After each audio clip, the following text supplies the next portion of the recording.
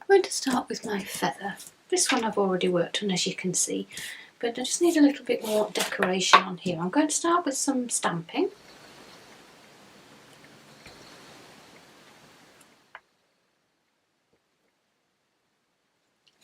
I think it really needs edging where I've got these white edges, so first of all I'm going to go around with some red. I'm using a distress ink and then a little bit of walnut stain, just something dark around the edges. I'm just going to highlight the bits that I like with some white pen and some picking out some colours with distress crayons just to increase the colour that I've got there.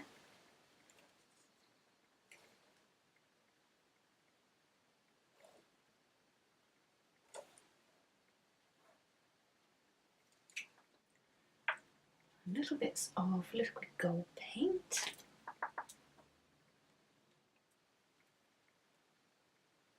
I'm just stamping a little feature word across the middle. I'm thinking now I might put my butterfly on front of the house, so I'm going to work on the butterfly first of all.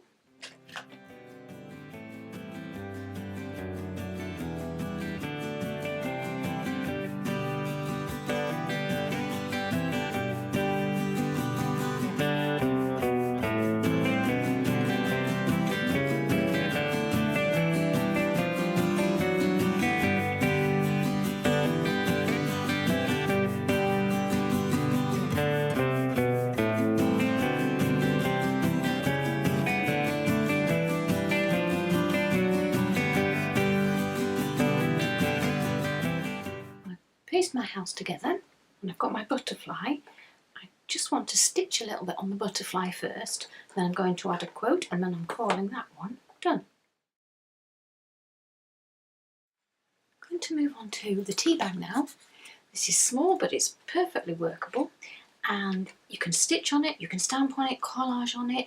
I've got ready a collage butterfly which I'm going to add here. And I've cut these bits out to make bunting, and this is from a mop-up page I did as I went along. Always useful to have that because these bits will also match.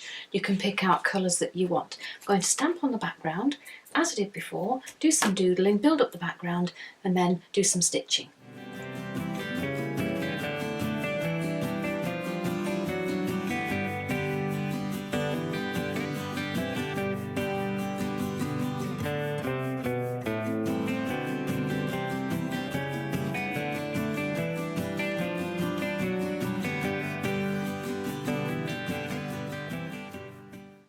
Some stitching along the top of my bunting and a bit down my butterfly. I might just add a little bit of glitter and then my tea bag art is done. Now I'm not going to be able to finish all of these projects in this video, but let me just show you a couple that I finished as I've gone along. Now all of these techniques are exactly the same as what I've used in all of these other finishing off projects.